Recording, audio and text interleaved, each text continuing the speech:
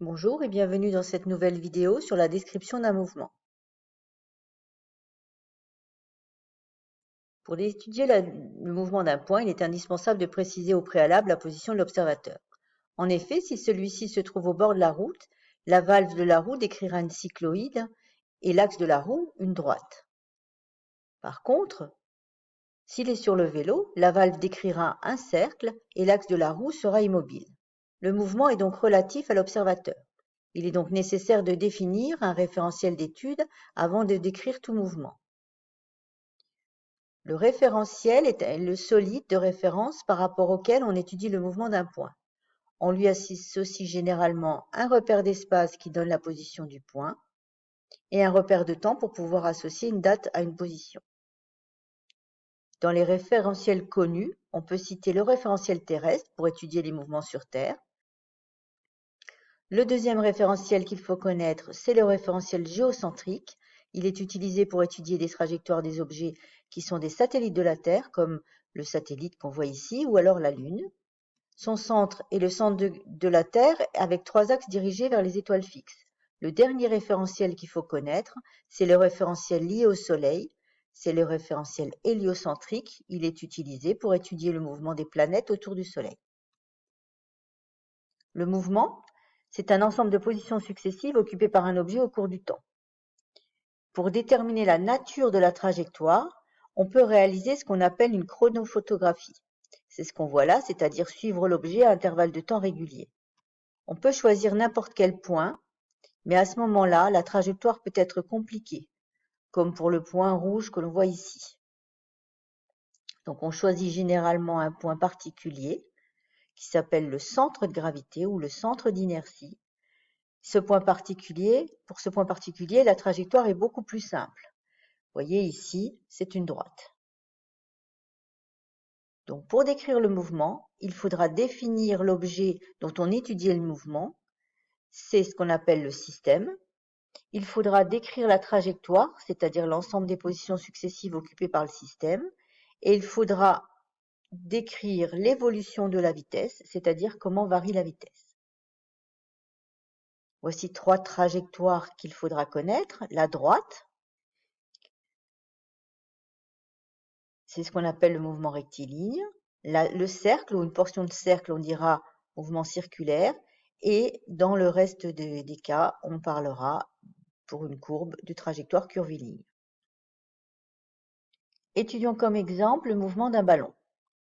Le ballon constitue le système qui est modélisé par un point.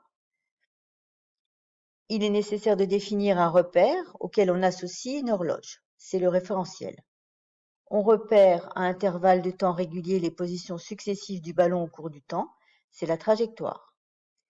Lorsque le système se déplace de la position M à la position M', on définit le vecteur déplacement MM', représenté par un segment fléché. Le vecteur vitesse moyenne est alors défini par le rapport du vecteur déplacement MM' par la durée du parcours ΔT. Dans certains cas, la vitesse moyenne ne permet pas de décrire la vitesse en un point de la trajectoire, par exemple au point M2. Le vecteur vitesse en M2, V2, s'obtient à partir du vecteur vitesse moyenne pour une durée très courte. Pour que le ΔT soit le plus petit possible, il faut considérer 2 points consécutifs pour le vecteur vitesse en M2. On considère les vecteurs M2 et M3.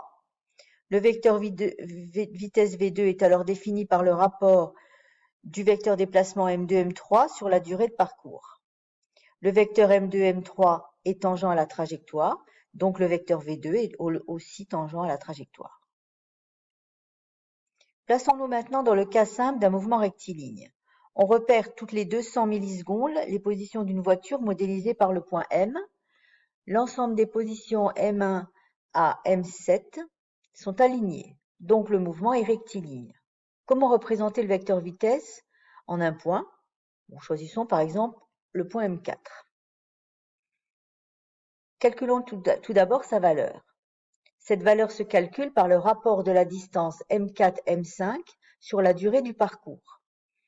La longueur du segment M4-M5 mesure 3 cm sur le dessin. À l'aide de l'échelle des longueurs fournies,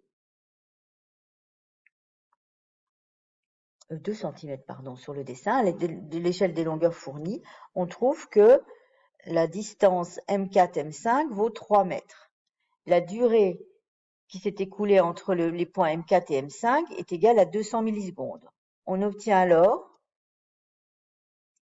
le calcul de la vitesse V4, c'est 3 mètres sur 200 millisecondes que l'on convertit en secondes, 210-3, ce qui fait 15 mètres par seconde. Pour tracer ce vecteur vitesse, déterminons ses autres caractéristiques. Donc son origine, c'est le point M4. Il est dirigé suivant la tangente à la trajectoire et orienté dans le sens du mouvement, c'est-à-dire de M4 vers M5. Sa valeur est celle calculée précédemment, c'est-à-dire 15 mètres par seconde. Le vecteur vitesse V4 est représenté par un segment fléché à l'aide d'une échelle de vitesse. Donc ici, pour cette échelle d'1 cm pour 10 mètres par seconde, le vecteur va mesurer 1,5 cm. Voilà. Et on écrit dessus V4 avec une flèche.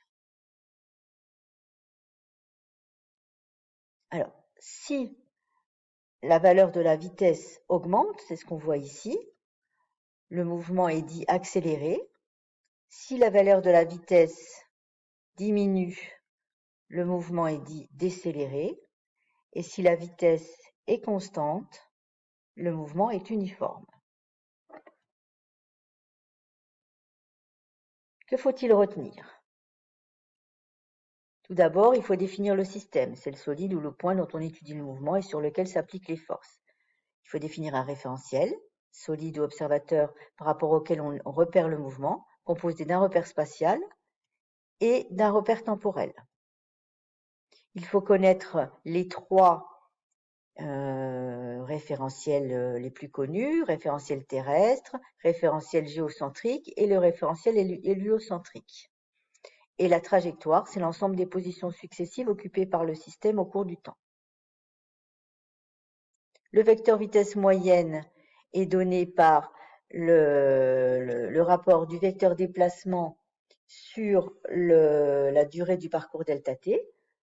Lorsque cette durée devient très petite, on peut obtenir la vitesse en un point, qui est définie par le vecteur déplacement entre le point et le point suivant sur la durée. Quelles sont les caractéristiques du vecteur en un point? Alors, il est évidemment ce point-là. La direction est tangente à la trajectoire, le sens est celui du mouvement et la valeur celle de la vitesse. Il faudra définir une échelle de vitesse pour le tracer. Au cours du mouvement, si la direction du vecteur vitesse ne varie pas, on dira que le mouvement est rectiligne. Et si la valeur de la vitesse ne varie pas, le mouvement est uniforme. Alors, quand on décrira un mouvement, il faudra donner deux adjectifs, un adjectif pour la trajectoire et un adjectif pour le mouvement, pour la vitesse, pardon. Alors, pour droite, c'est rectiligne, pour cercle, c'est circulaire, pour la courbe, c'est curviligne. Lorsque la vitesse augmente, le mouvement est accéléré. Lorsque elle est constante, le mouvement est uniforme. Et lorsque la vitesse diminue, c'est décéléré. Et on dira donc que le mouvement est rectiligne, uniforme, par exemple.